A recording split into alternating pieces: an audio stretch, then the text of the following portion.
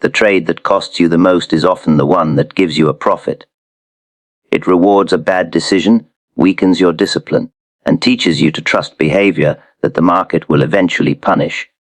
You leave with more money and less judgment. That is why a winning trade can be more dangerous than a losing one. A loss usually announces itself. A bad win hides inside confidence. Suppose you buy after a sharp rise with no clear entry condition and no defined point of failure. Price continues higher, and you make money. The result feels like proof. But what did it actually prove? Only that the market moved in your favor this time. It did not prove that your reasoning was sound, your risk was controlled, or the same decision deserves to be repeated. This is the first tension you must learn to live with. The market can reward poor judgment and punish good judgment in the short term. If you judge yourself by one outcome, you will confuse luck with skill and discipline with failure. That confusion changes your next decision. You trade larger after careless wins, hesitate after responsible losses, and slowly allow recent results to rewrite your standards. So do not study profit and loss alone. Study the behavior that produced them. After every trade, notice whether you acted before the market confirmed your idea. Notice whether you moved your exit because you feared being wrong. Notice whether you added to a weak position simply because the lower price looked attractive. These details reveal more than the final number. They show whether you were reading the market or negotiating with it. Price itself is only part of the evidence. The way price behaves around obvious levels often tells you more than the level. A market that reaches resistance and refuses to decline is behaving differently from one that touches resistance and immediately retreats. A breakout that attracts heavy attention but makes little progress may be exposing exhaustion rather than strength. The important question is not merely, what happened? It is, how did traders respond when it happened? That response carries consequences. When favorable news cannot lift price, buyers may already be committed. When bad news fails to push price lower, available selling may be drying up. Neither observation guarantees the next move. Markets remain uncertain, but they help you distinguish what the crowd expects from what the market is actually willing to do. This is where restraint becomes practical. You do not need to predict every turn. You need to recognize when your opinion has outrun the evidence, when activity is being mistaken for opportunity, and when the behavior of trapped traders may matter more than the story everyone is repeating. The three truths ahead begin there. With the hidden damage of being rewarded for the wrong reasons, the information contained in failed market reactions, and one final mistake that often disguises itself as patience, until price forces you to see what it really is. A bad habit rarely announces itself as a mistake. Sometimes it arrives with a profit attached, and that profit gives the behavior permission to return. Consider a hypothetical trade in which you enter according to plan, but close the position at the first small pullback because the open gain makes you nervous. Price then resumes its move without you. The account shows a profit, so the exit feels acceptable. Yet the real lesson absorbed by the mind is more dangerous. Discomfort should be relieved immediately, even when the original reason for holding remains intact. Because money was made, the premature exit escapes serious examination. A clear loss would have demanded an explanation. A modest gain asks for nothing. It allows the trader to move on feeling competent, while the habit quietly takes root. This is how weak behavior becomes durable. The market does not punish every error at once. It rewards some of them, ignores others, and delays the cost of the rest. That irregular reward makes the lesson difficult to detect. You repeat the action because it worked before, but you may never ask what worked actually means. A trade can produce cash while damaging the method that must produce consistent decisions. If early exits become normal, the occasional profit may conceal a deeper imbalance. Small gains are accepted quickly, while losing positions are given more room, because realizing a loss feels harder. The problem did not begin with the loss. It began when a profitable outcome trained you to manage discomfort instead of managing the trade. The same danger appears whenever the reward is tied to behavior that cannot be repeated with discipline. You may take an entry for a reason you cannot clearly state, alter your plan during the trade, or act on a sudden impulse that happens to coincide with the next move. If the position pays, memory often preserves the confidence and deletes the disorder. Ask yourself a harder question: if the profit were removed from the record, would you still respect the decision? That question separates the quality of the action from the pleasure of the result. It forces you to examine whether the behavior belongs in a serious process. A decision deserves reinforcement only when you would be willing to repeat it under the same conditions, knowing that the next outcome could be unfavorable. In practice, mark profitable trades that violated your intended method. Do not label them failures because the financial result was real. Label them accurately profitable, but not repeatable. Then identify the exact behavior that received an accidental reward. Was it an unplanned entry, an emotional exit, or a rule changed after money was at risk? The purpose is not to feel guilty about making money.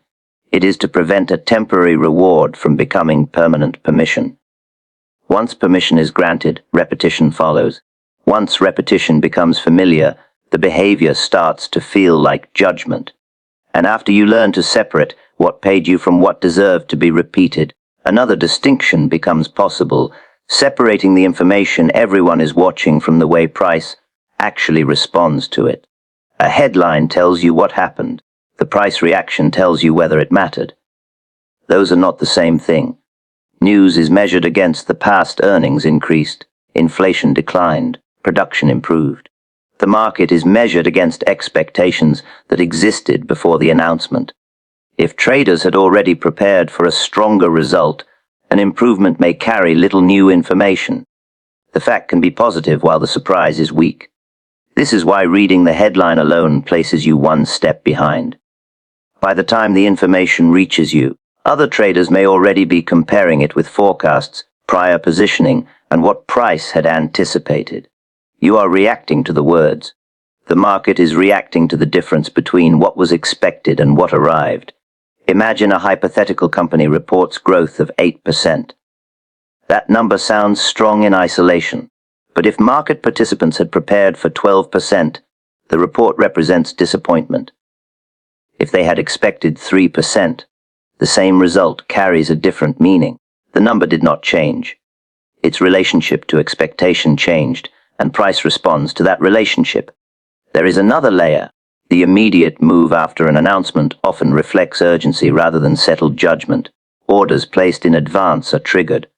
Short-term traders rush to respond. Liquidity can thin as participants adjust. The first burst may show surprise, but the behavior that follows shows whether the market accepts the new price. Watch what happens after that first adjustment. Does price remain near the new area, suggesting that traders are willing to conduct business there? Does the move lose force once the urgent orders are filled? Does price return toward its earlier range, showing that the announcement changed emotion more than valuation? These observations are not predictions. They are evidence of how strongly the information altered the balance of conviction. The reaction also reveals where the greater surprise may be hiding. If a dramatic announcement produces only a modest change, the event may have been largely anticipated. If a seemingly minor detail causes a substantial adjustment, the market may have been positioned for a very different outcome.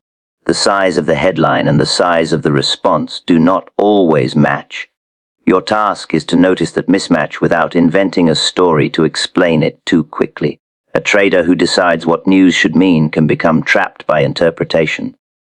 The market is under no obligation to follow the emotional tone of an article, a broadcast, or a social feed.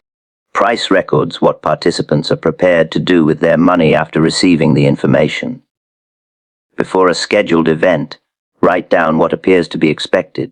Then observe three things: separately the actual release, the immediate movement, and the behavior after the first burst settles. Keeping those stages distinct prevents the headline from controlling your judgment. When the result appears obvious, but the response remains uncertain, treat the response as unfinished evidence. Let the market reveal whether the information changed commitment or merely caused a brief disturbance. The distinction becomes especially important once you already hold a position, because at that point, Waiting for clarity can quietly turn into something else, and the line between patience and denial begins to narrow. Patience and denial can produce the same visible action. You continue holding while the market moves against you. From the outside, both look steady. Inside the decision, they are opposites. Patience gives time to an idea that remains valid. Denial gives time to a position, because accepting new evidence has become uncomfortable. The difference is not how long you hold. It is whether the original reason for holding still exists. Real patience begins before pressure arrives. You understand what behavior the trade may require, what normal movement looks like, and how long the premise may reasonably need to develop. When temporary discomfort appears, you do not react simply because the position is unpleasant. You compare what is happening with what the idea allowed. Denial begins after the market stops behaving as expected. Instead of examining the original premise, the trader replaces it. A short-term trade becomes a longer-term hold. A clear expectation becomes a vague possibility.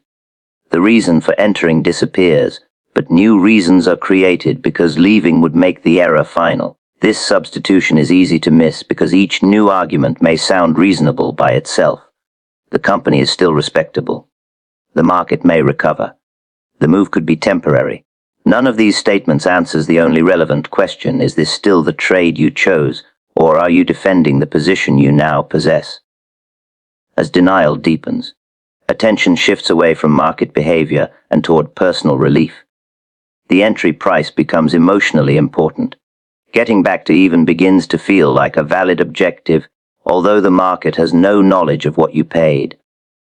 You stop asking whether the position deserves to be held and start asking whether it might spare you from taking a loss. That change has a practical cost. When your goal becomes relief, every small recovery feels like confirmation. Every new decline is treated as temporary. Evidence is no longer weighed evenly because one interpretation reduces pain while the other demands action. The position begins to control the analysis. To separate patience from denial, preserve the original premise in plain language before the trade develops. State what you expect to happen and why the position requires time. Avoid broad phrases that can survive any outcome. A useful premise must be clear enough that later behavior can either support it or weaken it. Then review the position without improving the original story. Do not add fresh explanations simply because the first one no longer fits. Ask: if I had no position now, would the present conditions give me the same reason to enter? If the answer has changed, time itself will not restore the old premise. You can also listen to your language. A patient speaks in terms of conditions. The expected development has not occurred yet, but the reason remains present. Denial speaks in terms of hope it should return. It cannot fall much farther, or you only need one recovery. The words reveal whether you are observing the trade or seeking permission to remain. Yet even a clear decision to leave has a hidden complication. Traders often gather around the same visible prices, placing their protection where everyone else can see the logic, and those crowded exit points create information of their own. Your protective stop may be known only to you, but its probable location is often visible to everyone. Charts encourage similar decisions. Traders see the same recent high, the same recent low, the same round number, and the same edge of a trading range. Because the reference points are shared, protective orders tend to gather near them. No one needs to see each individual order. The structure itself suggests where many of them are likely to be. This does not require a conspiracy. It is a natural result of common analysis. When price reaches one of these crowded areas, triggered stops become active buy or sell orders. A cluster of sell stops can add sudden supply below a visible low. A cluster of buy stops can add sudden demand above a visible high. That added order flow can make price move faster than it did on the approach. The acceleration is mechanical before it is meaningful. One order activates another. Available liquidity is consumed, and price may travel quickly while the cluster clears. A trader who does not understand this process may interpret every sharp movement as fresh conviction. Sometimes it is simply the temporary force created by many exits occurring together. This is why an obvious level should be treated as an area of potential activity, not as a precise wall. the more attention a price has received, the more decisions may be concentrated around it. Its importance comes not only from technical appearance, but from the orders and emotions likely attached to it. There is a practical consequence. If you place protection at a price merely because it is visually neat, you may be placing it inside ordinary market traffic. A stop should protect you when the trade no longer deserves exposure.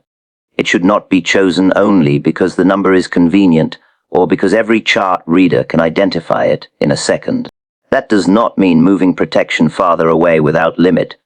A wider stop is not automatically wiser, and removing a stop only replaces a visible risk with an uncontrolled one. The location and the amount at risk must remain compatible. If meaningful protection cannot fit within your risk limits, changing the stop does not repair the trade. Before entering, mark the prices that are likely to attract clustered orders, recent extremes, round figures, repeated turning points, and session boundaries. Think in zones rather than exact ticks. Then distinguish the place where activity is likely to increase from the place where your trade is genuinely invalid. You should also prepare for execution to worsen near a crowded area. When many orders trigger at once, price can move through available bids or offers quickly. The eventual fill may differ from the chosen stop price, especially in fast or thin conditions. That possibility belongs in the risk calculation before the order is placed. The useful question is not, where can I hide my stop? There is no perfect hiding place. Ask instead, what behavior is this stop protecting me from, and is its location exposed to normal movement around a crowded price? That question keeps protection tied to market structure without pretending that any placement is safe from uncertainty. Once you begin seeing these clusters as information, you notice that traders reveal themselves not only through where they exit, but through how often they feel compelled to act, and constant action can conceal a weakness that stillness would expose. When you enter, exit, reverse, and enter again within a short period, the market may not be giving you several opportunities. You may be paying repeatedly for the same uncertainty. Excessive activity often begins before the first order. The trader has no clear reason for acting, only a general feeling that something is about to happen. Because the idea is incomplete, every small movement appears capable of confirming or rejecting it. The hand stays busy because the mind has not settled on what matters. A position entered without conviction becomes difficult to hold through ordinary movement. A minor decline feels threatening. A brief rise feels urgent. The trader exits, then sees price recover and enters again. Each decision appears connected to the chart, but the sequence is being controlled by uncertainty rather than new information. This creates a costly cycle. Frequent decisions produce frequent opportunities for friction, spreads, commissions, slippage, and poor execution. Even when those costs seem small, they accumulate each time uncertainty is converted into an order. The account is charged for a question the analysis should have answered first. The deeper cost is mental. Every new position changes your immediate concern. Attention moves from one entry price to another, one short-term fluctuation to the next. Because the frame keeps changing, you never observe one idea long enough to learn whether its reasoning had merit. Activity creates experience without producing much understanding. Conviction does not mean certainty.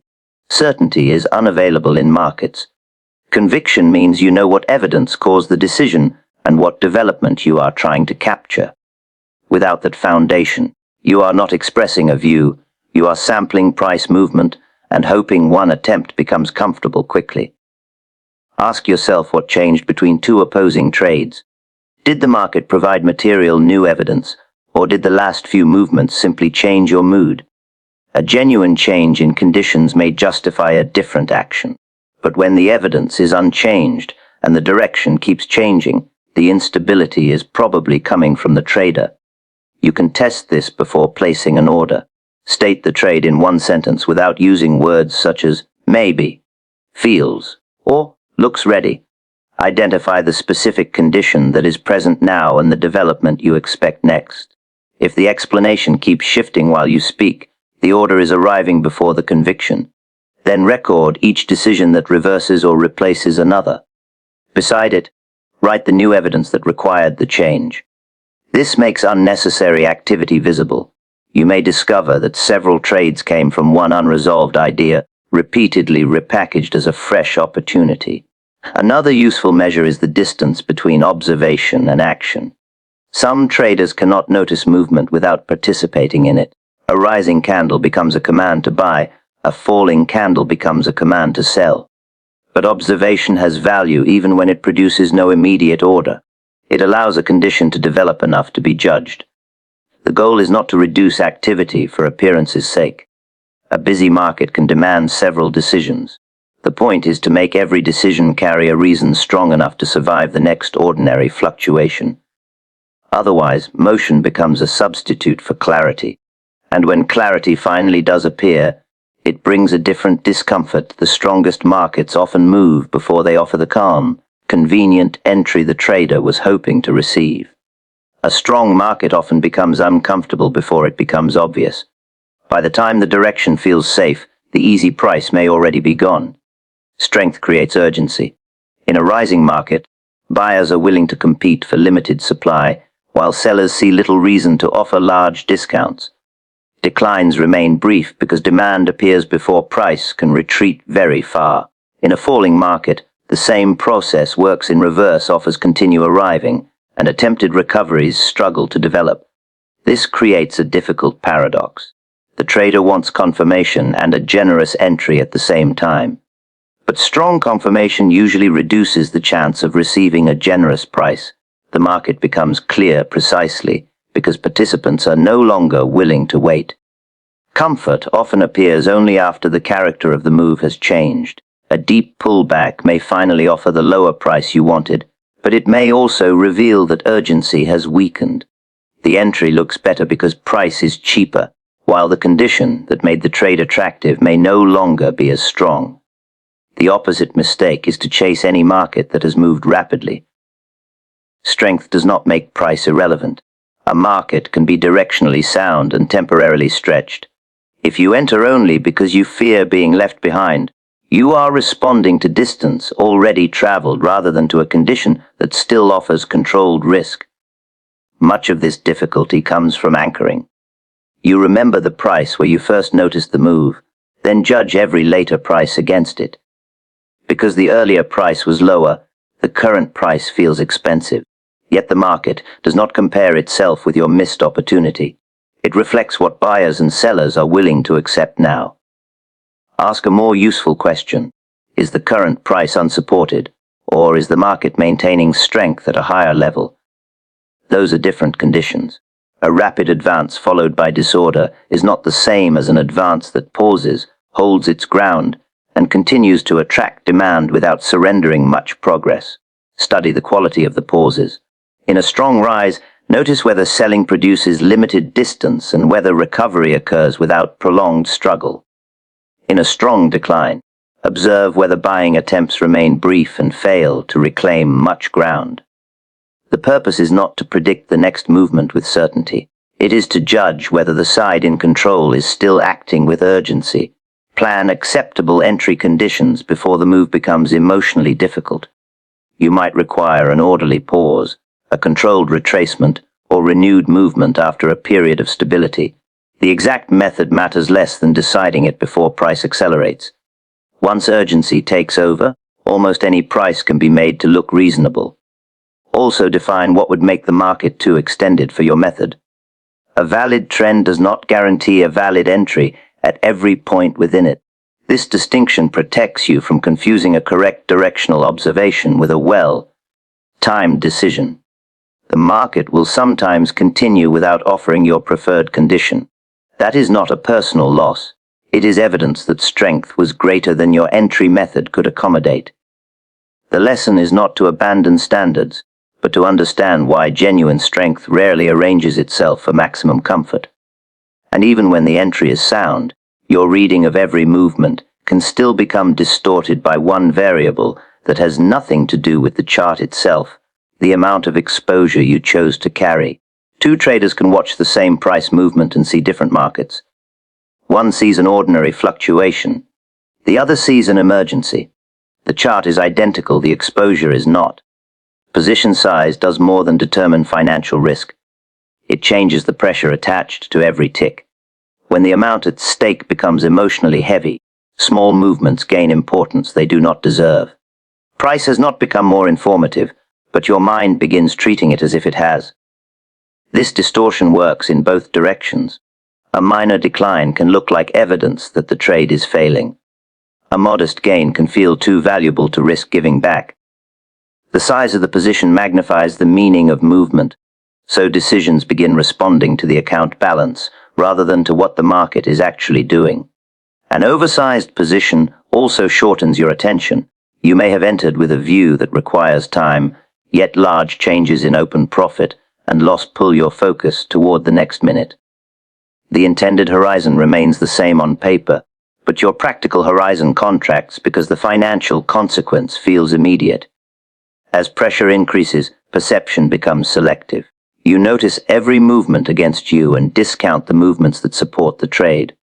Or you do the opposite, searching for anything that justifies remaining exposed. In either case, the position is no longer being observed impartially. The amount at risk has become a filter over the evidence. This creates a difficult diagnostic problem. If you feel compelled to act, is the market invalidating the trade, or is the position simply too large for you to evaluate calmly? Unless you separate those causes, you may change a sound decision to relieve pressure, or defend a weak one, because reducing exposure feels like admitting failure. A useful test is to imagine the same trade at 1/10 the size. Would the latest movement still seem important? Would you interpret the chart the same way? If your analysis changes sharply when the imagined exposure changes, the new interpretation may be coming from financial pressure rather than market information. Position size should therefore be decided before the trade begins, while your judgment is not influenced by open profit or loss. Start with the amount you can lose without violating your financial limits. Then consider whether ordinary movement within the trade would remain tolerable at that exposure. Risk should never depend on borrowed money, uncontrolled leverage, or funds needed for essential obligations. You can also compare your written observations with the size of the position. Note whether your language becomes more urgent as exposure increases. Words such as must, cannot, and need often reveal that the result has become personally necessary. Markets are uncertain, and any position that requires a particular outcome has already placed too much weight on prediction. The correct size is not the largest amount your account permits. It is the amount that allows the market to remain visible without the financial consequence overwhelming the observation. If you cannot read price with the same discipline after entering, the position has altered the instrument you use to judge it your own attention.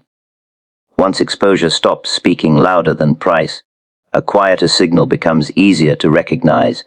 The moment a market appears ready to move, attracts commitment, and then fails to do what that commitment expected. A successful breakout tells you that price found enough force to leave an old area.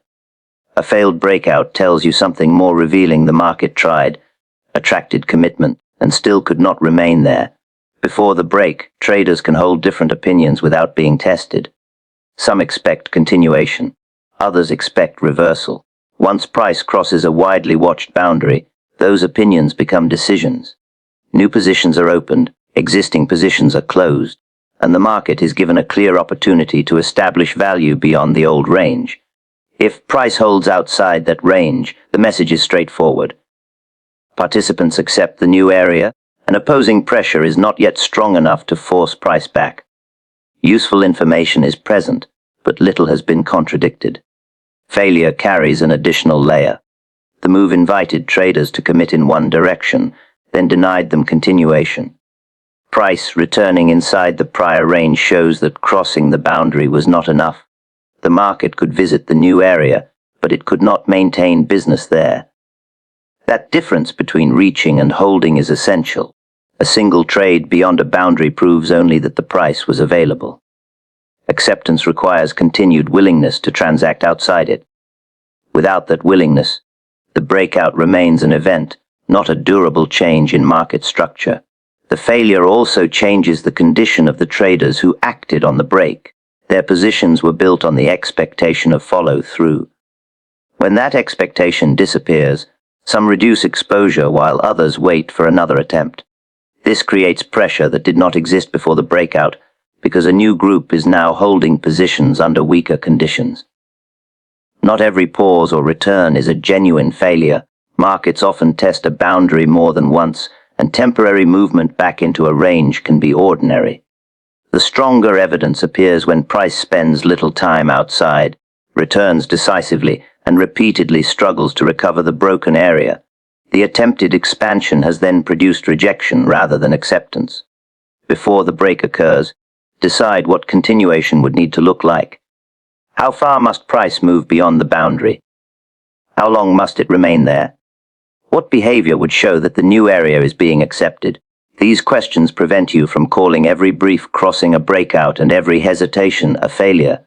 Then observe the sequence, not merely the high or low. First comes the break. Next comes the test of whether business can continue beyond it.